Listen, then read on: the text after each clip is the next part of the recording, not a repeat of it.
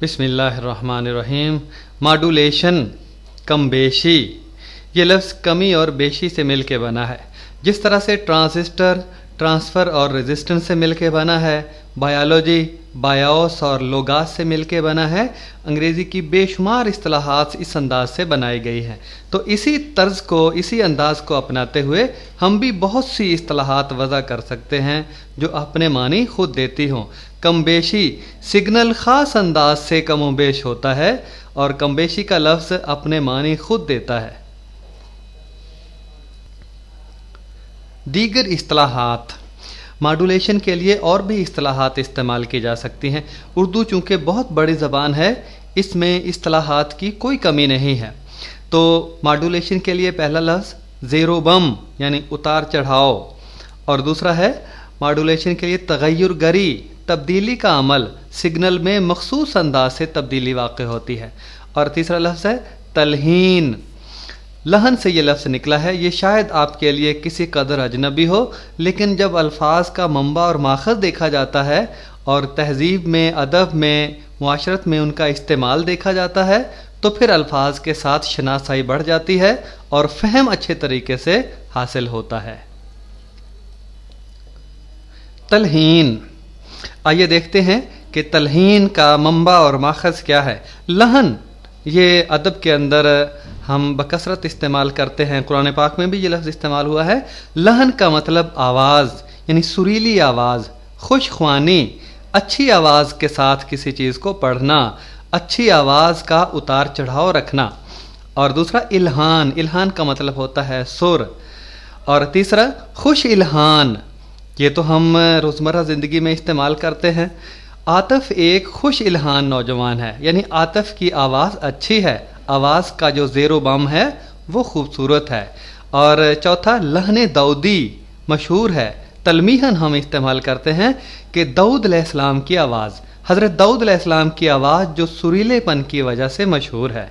किनायतन सुरीली आवाज़, जहाँ सुरीली आवाज़ के खदो खाल को हम वाज़े करना चाहते हैं, वहाँ ये लफ्ज़ लहन दाऊदी हम इस्तेमाल करते हैं। तलमीहन, कम बेशी का मकसद, पर्पज़ ऑफ मॉड्यूलेशन, तहरीरी रिटन, तस्वीरी पिक्टोरियल, समी ऑडियो और बसरी वीडियो पैगामात मैसेजेस। तो तहरीरी, तस्वीरी, समी और बसरी पैगामात को दूर दराज मकामात तक पहुँचाना, लिखी हुई चीज़ को, बोली हुई चीज़ को, किसी तस्वीर को, किसी पैगाम को दूर दराज के मकामात तक पहुँचाना, ये कम बेशी का मकसद होता है। कम बेशी का बुनियादी उसूल, बेसिक प्रिंसिपल ऑफ मॉड्यूलेशन, ताकतवर मौजों पर कमज़ोर मौजों को सवार करवा के नशर करना। जैसे घोड़े, गाड़ी या हवाई जहाज़ पर सवार होकर सवार दूर दराज का सफ़र कर सकता है। बात बड़ी वाज़ेह सी है कि जिस तरह घोड़े के ऊपर बैठकर सवार दूर दराज का सफ़र करता है, गाड़ी के ऊपर, जहाज़ के ऊपर बैठकर सवार दूर दराज के मकामात तक जा सकता है, बिल्कुल इसी तरह ताकतवर मौजों के ऊपर कमज़ोर मौजों को सवार कर दिया जाता है और वो ताकतवर मौजें कमज़ोर मौजों को उठाकर दूर दराज के मकामात तक पहुँच जाती है। मुमासलत, रिजेम्बलेंस। मीर अनीस ने कहा था कि अनीस, अंदाज़े बयां रंग बदल देता है, वरना दुनिया में कोई बात नई बात नहीं। तो बात तो वही है जो पिछली स्लाइड में मैं आपको बता चुका हूँ, लेकिन यहाँ कुछ अंदाज़ ज़रा मुख्तलिफ है। यहाँ आपको तस्वीर नज़र आ रही है कि घोड़ा, गाड़ी, हवाई जहाज़ ये ताकतवर मौजें हैं और जो सवार है ये कमज़ोर मौजें हैं। अब कुछ ऐसे अल्फाज का फ़हम मैं आप तक पहुँचाना चाहता हूँ जो कि इस बाब में बार बार इस्तेमाल होंगे। ये लफ्ज़ है हम्माल और कैरियर, उठाने वाला, उठाने वाली, उठाने वाली मौजें। तो इसका मंबा और माखज़ हम देखते हैं कि माहौल में, मुआशरत में, तहज़ीब में, सकाफ़त में किस तरह से इस्तेमाल होता है। पहला, हम रोज़मर्रा ज़िंदगी में बोलते हैं कि फ़लाँ बात बड़ी अहमियत की हामिल है। हामिल उठाने वाला, अहमियत को जो उठाए हुए है। और दूसरा हमल, तो हम सब लोग जानते हैं। और तीसरा महमिल, लैला भी हम नशी हो तो महमिल न कर कबूल, बैठने की जगह, रखने की जगह, उठाने की जगह, कुजावा जिसे कहते हैं। और चार हमायल शरीफ, छोटे कुरान मजीद को अमूमन कहते हैं कि जो हम साथ भी ले जाते हैं मुख्तलिफ जगहों पे तिलावत के मकसद के लिए। और नंबर 5 व अमरातुहु हम माला तलहतब, कुरान पाक में है हम माला, और उसकी बीवी लकड़ी की गठड़ी उठाती है। अबू लहब की बीवी हम माल, उठाने वाली, उठाती है। तो ये लफ्ज़ बकसरत तहज़ीब और सकाफ़त में मुस्तामल है, और ऐसे अल्फाज जो हमारी तहज़ीब के साथ मुंसलिक होते हैं, उसमें मुस्तामल होते हैं, उनके ज़रिए किसी चीज़ का फ़हम हासिल करना और सबक को माहौल के साथ मरबूत करना आसान हो जाता है। तअद्दुद, फ्रीक्वेंसी, ये लफ्ज़ अदद से निकला है और इसी से लफ्ज़ निकला है तादाद और मुतअद्दद। मुतअद्दद बार आपको समझाया है, यानी एक से ज़्यादा मरतबा समझाया है। और फिर आखिरी है तअद्दुद अज़वाज, बीवियों की तादाद। ये बिल्कुल जो लफ्ज़ है वही मानी देता है जो फ्रीक्वेंसी से हम लेते हैं। जो फिज़िक्स की किताबों में फ्रीक्वेंसी का मतलब है तअद्दुद अज़वाज, यानी शादियों की तादाद वक्त के लिहाज से। तो हम तअद्दुद या फ्रीक्वेंसी मौजों की तादाद वक्त के लिहाज से, ठीक है ना, साइकिल्स की तादाद वक्त के लिहाज से, चक्रों की तादाद वक्त के लिहाज से। तो आगे चलकर हम मज़ीद तफसील पढ़ते हैं। यहाँ पर लफ्ज़ आता है हैता, जिसे हम बकसरत इस्तेमाल करेंगे। और दूसरा 7, ये वुसत से निकला है कि किसी मौज की एक ख़ास समत में वुसत कितनी है, फैलाव कितना है। और तीसरा है इंतहाई बुलंदी, ये तो बड़ी आसान सी बात है। और एम्पलीट्यूड को उर्दू में हैता, 7 या इंतहाई बुलंदी कहते हैं। हम देखते हैं कि हैता लफ्ज़ कहाँ से निकला है। हैता इहाता से निकला है। जैसे नंबर 1 इहाता, 10 मरले का इहाता, वो हदबंदी बताता है, वो जगह हदबंदी बताती है कि एक आदमी की ज़मीन की हदबंदी इस मकाम से उस मकाम तक है। और दूसरा मुहीत यानी घेरा, ये भी हम बोलते हैं। और तीसरा वला युहीतूना बिशैइन मिन इल्मिही, कि अल्लाह ताला के इल्म का कोई इहाता नहीं कर सकता। तो लफ्ज़ मुहीत, लफ्ज़ इहाता और लफ्ज़ हैता ये कमोबेश एक ही मानों में इस्तेमाल होते हैं, एक ही मंबा से निकले हुए हैं। तो हैता से मुराद है कि मौज का एक ख़ास समत में ज़्यादा से ज़्यादा मौज की बुलंदी हैता कहलाती है। कम बेश मौजें, कमी बेशी पैदा करने वाली मौजें। Modulating waves, modulating signals, information signals, intelligence signals या मालूमाती मौजें। तो कमबेश मौजें वो मौजें जो कमी बेशी पैदा करती हैं। और दूसरा लफ्ज़ है कम्बाश मौजें, मॉड्यूलेटेड वेव, जिनमें कमी बेशी हो चुकी होती है। कमी बेशी के बाद जो मौज हमारे सामने आती है वो कम्बाश मौज कहलाती है और अंग्रेज़ी में मॉड्यूलेटेड वेव कहलाती है।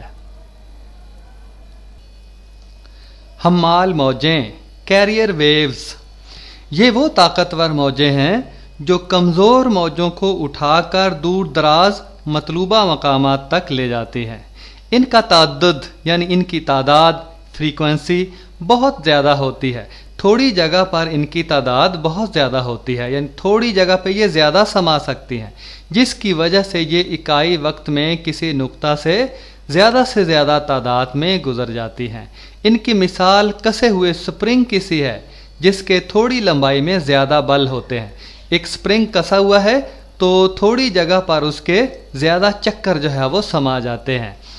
इनका हैता यानी एम्पलीट्यूड यकसा रहता है। दाएं तरफ वाली तस्वीर देखें कि ये इकाई वक्त में किसी नुक्ता से ज़्यादा तादाद में गुजरने की सलाहियत रखती हैं और ये थोड़ी जगह पर ज़्यादा समा सकती हैं, इसलिए इनका ताद्दुद या फ्रीक्वेंसी ज़्यादा है और इनका हैता एक जैसा है, हैता क्या मतलब क्या है? आप देखें एक दरमियान में लकीर नज़र आ रही है वस्ती मकाम पर।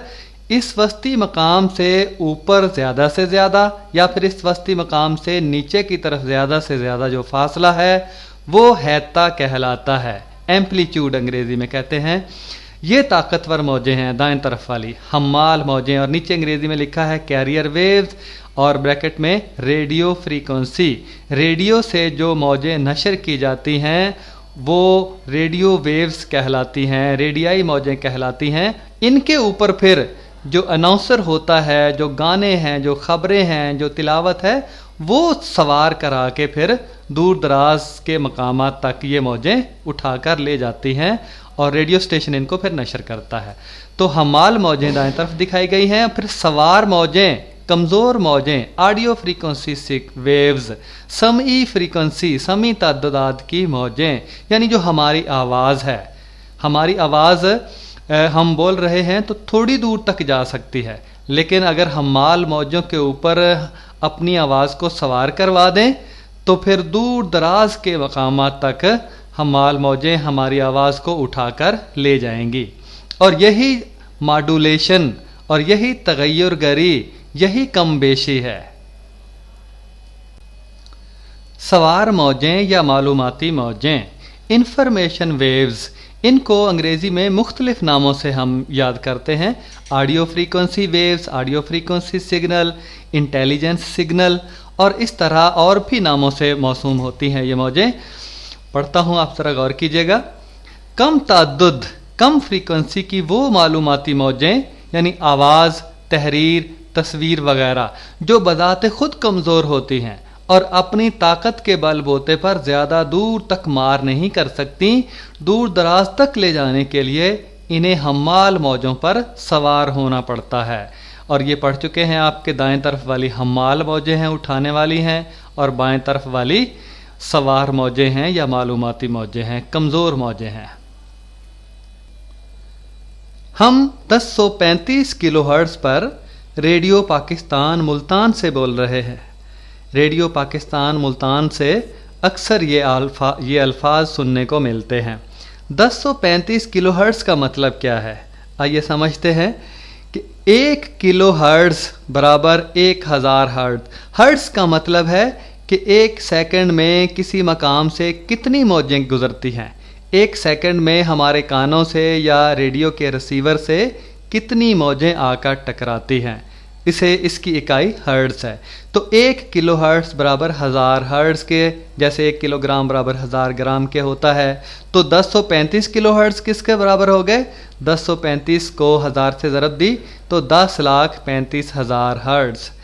इसका मतलब ये है कि हमारे कानों से रेडियो पाकिस्तान मुल्तान से आने वाली मौजें 1 सेकंड में 10,35,000 मौजें टकराती हैं।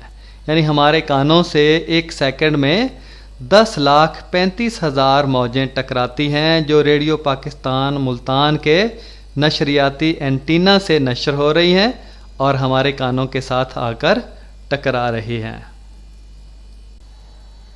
कमबेशी की तारीफ, डेफिनेशन ऑफ मॉड्यूलेशन, बाकायदा अंदाज से हम तारीफ पढ़ते हैं। अंग्रेजी में है the process of mixing information waves. Information waves को ब्रैकेट में इंफॉर्मेशन सिग्नल या लो फ्रीक्वेंसी सिग्नल भी कहते हैं। The process of mixing information waves with the carrier waves, हम्माल मौजों के साथ मालूमाती मौजों के मिलने के अमल को कमबेशी कहते हैं।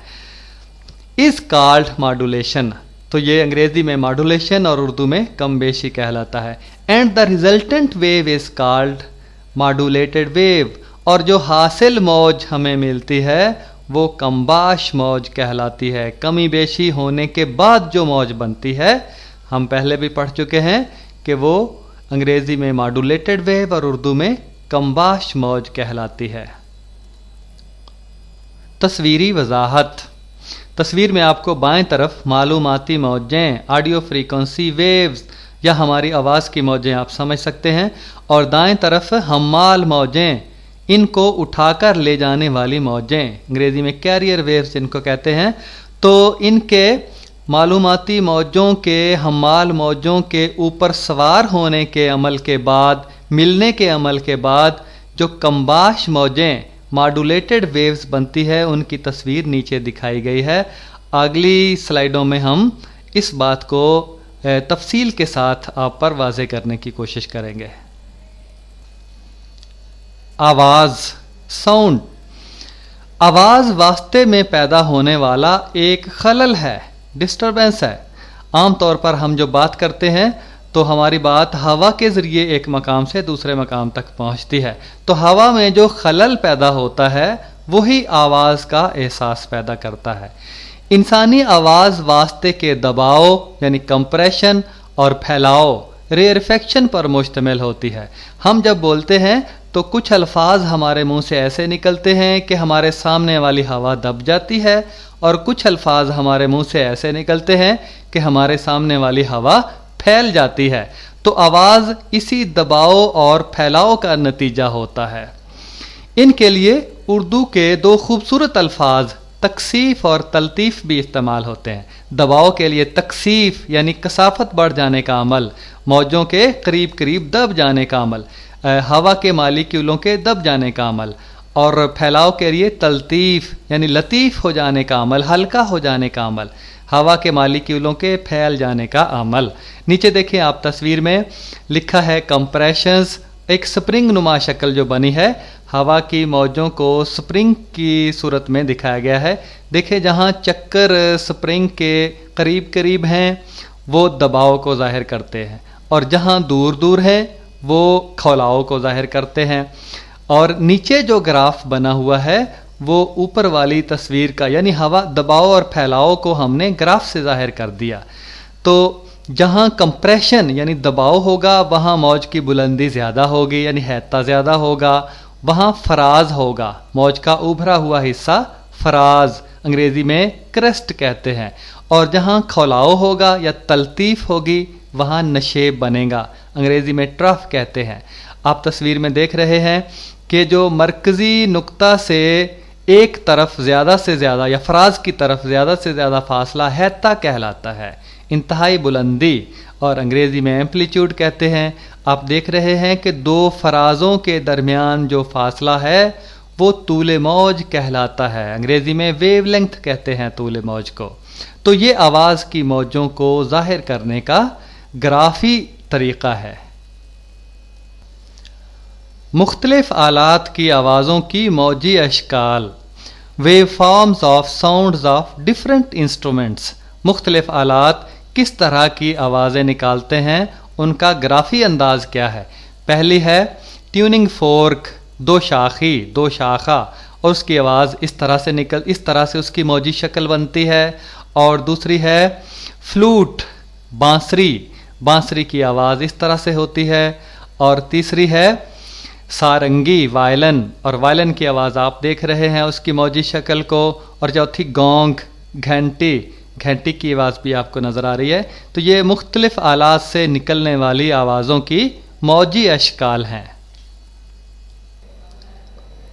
तअद्दुद, फ्रीक्वेंसी, ये लफ्ज़ अदद से निकला है और इसी से लफ्ज़ निकला है तादाद और मुतअद्दद।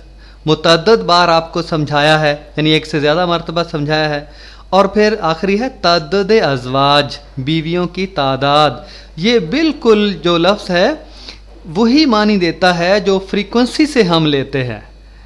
जो फिज़िक्स की किताबों में फ्रीक्वेंसी का मतलब है तअद्दुद अज़वाज, यानी शादियों की तादाद वक्त के लिहाज से। तो हम तअद्दुद या फ्रीक्वेंसी मौजों की तादाद वक्त के लिहाज से, ठीक है ना, साइकिल्स की तादाद वक्त के लिहाज से, चक्रों की तादाद वक्त के लिहाज से। तो आगे चलकर हम मज़ीद तफसील पढ़ते हैं।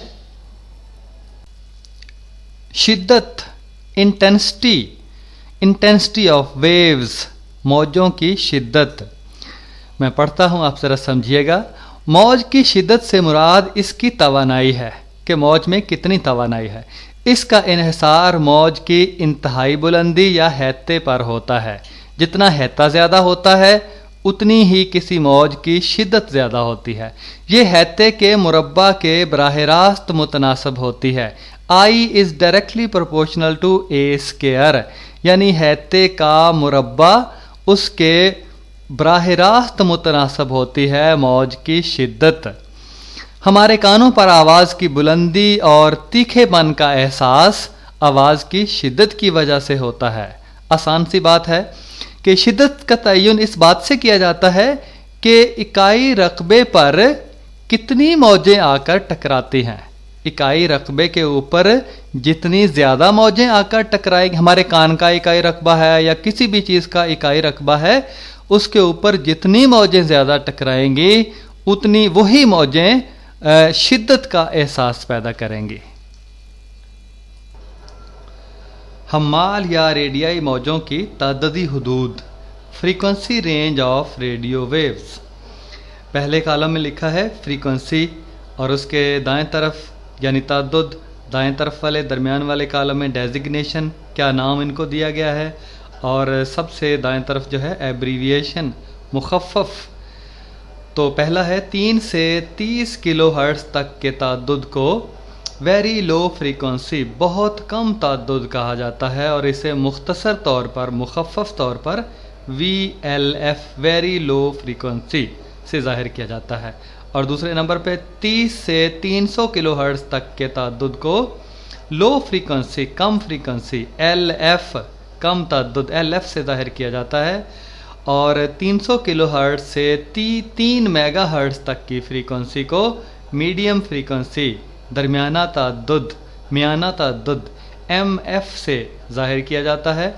और 3 से 30 मेगा हर्ट्ज़ तक के ताद्दुद को हाई फ्रीक्वेंसी, बुलंद ताद्दुद HF से ज़ाहिर किया जाता है। और 30 से 300 मेगाहर्ट्ज़ तक के ताद्दुद को वेरी हाई फ्रीक्वेंसी, बहुत बुलंद ताद्दुद VHF से ज़ाहिर किया जाता है।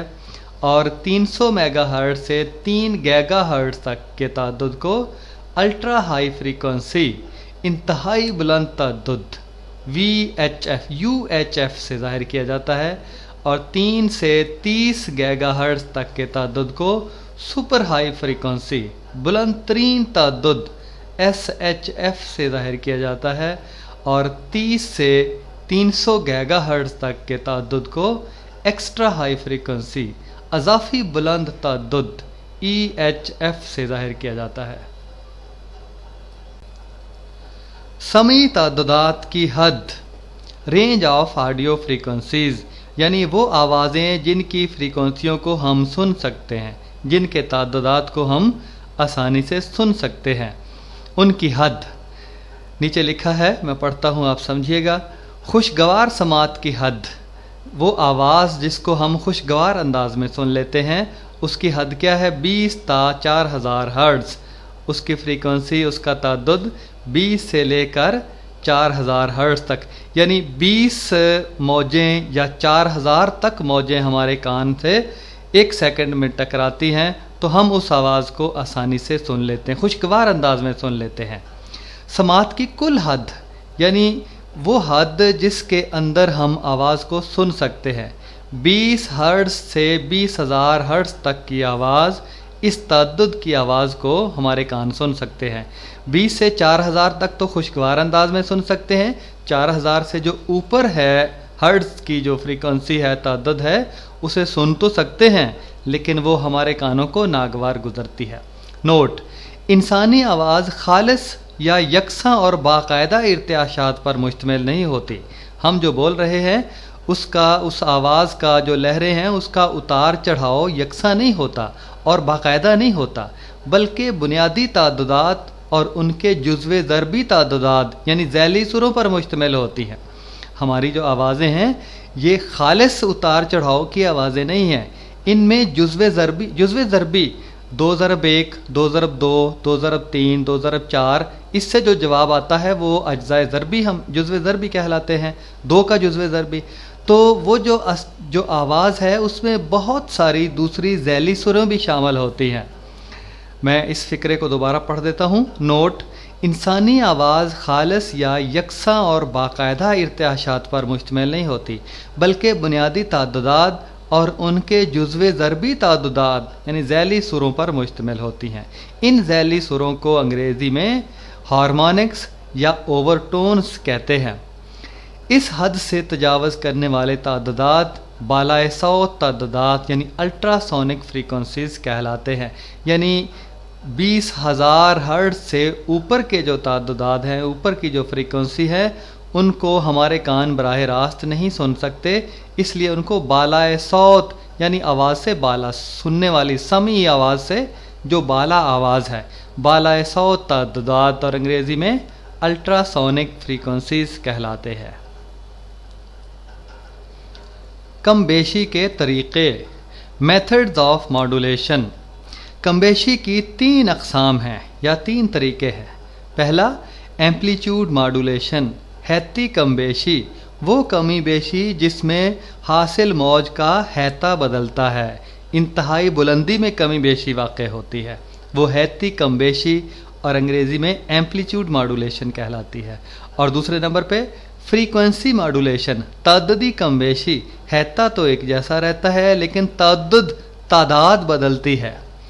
और तीसरी फेज़ मॉड्यूलेशन, हैती कमबेशी, जो हासिल मौज है उसकी हैत बदल देती है, ऐसी कमी बेशी जिसमें मौज की हैत तब्दील होती है।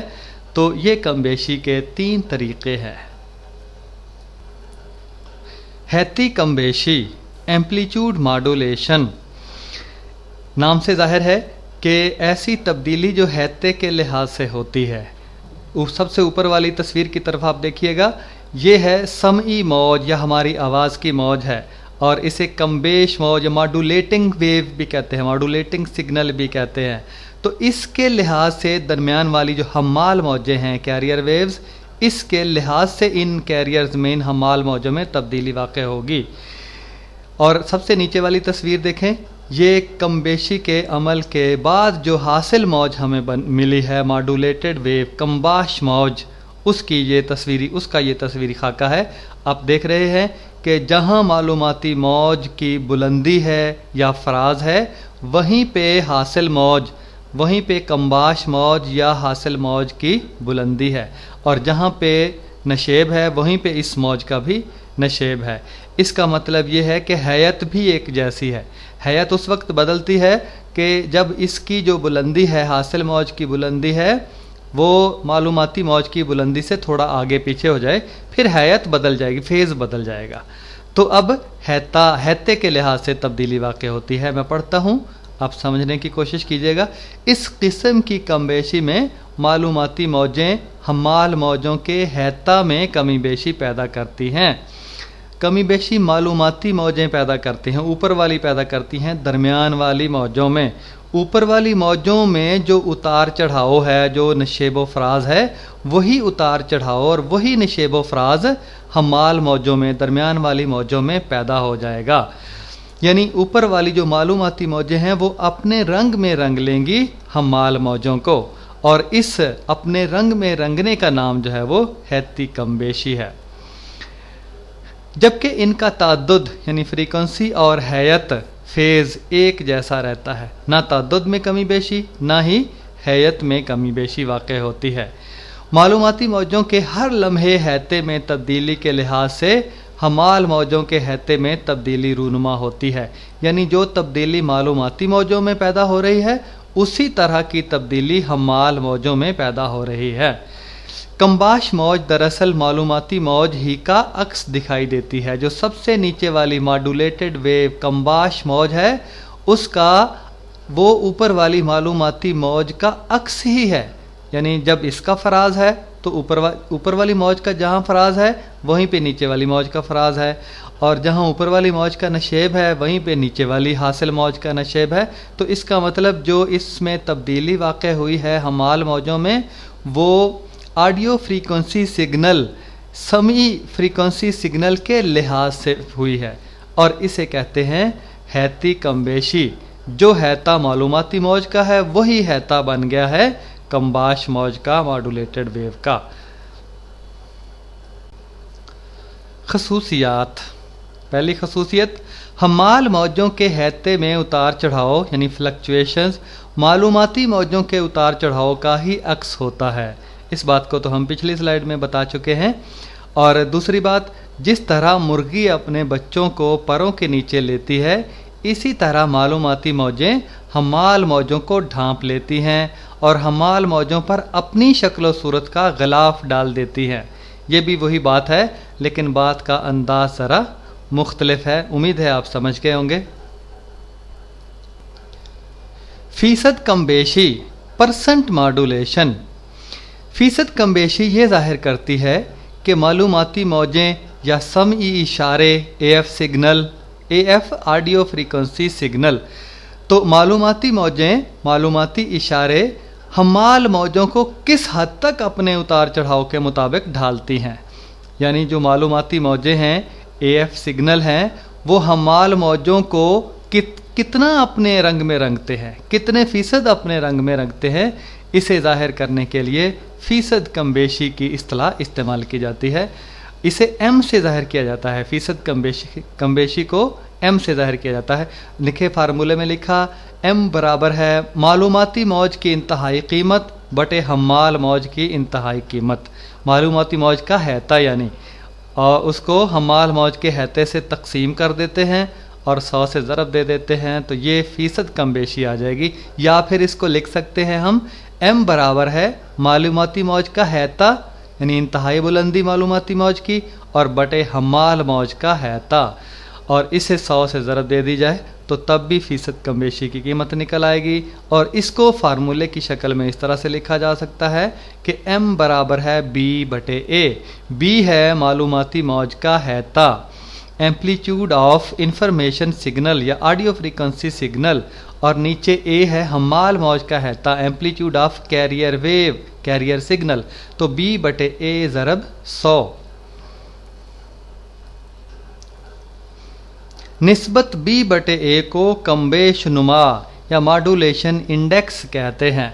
निस्बत B बटे A, B है कमबेश मौज का हैता या मालूमाती मौज का हैता, और A है हमाल मौज का हैता। इन दोनों की निस्बत को कमबेश नुमा कहते हैं। जैसे इनताफ नुमा रिफ्रैक्टिव इंडेक्स होता है, उसी तरह B बटे A की निस्बत कमबेश नुमा या मॉड्यूलेशन इंडेक्स कहते हैं। तो M बराबर है MI ज़रब 100। MI मॉड्यूलेशन इंडेक्स को 100 से ज़रब दे दी जाए तो देखें पीछे जो हमने फार्मूले में पढ़ा है वो B बटे A, इसकी जगह पे MI है, ये मॉड्यूलेशन इंडेक्स की कीमत आ गई, और इसके साथ 100 से ज़रब दिया था वो M के बराबर। यानी पिछली स्लाइड में जो मसावत लिखी थी उसी को मुख्तसर तौर पर लिखा जा सकता है इस तरह से कि M बराबर MI मॉड्यूलेशन इंडेक्स मल्टीप्लाई 100 ज़रब 100 से कर दिया जाए तो ये कमबेश नुमा की कीमत निकल आएगी।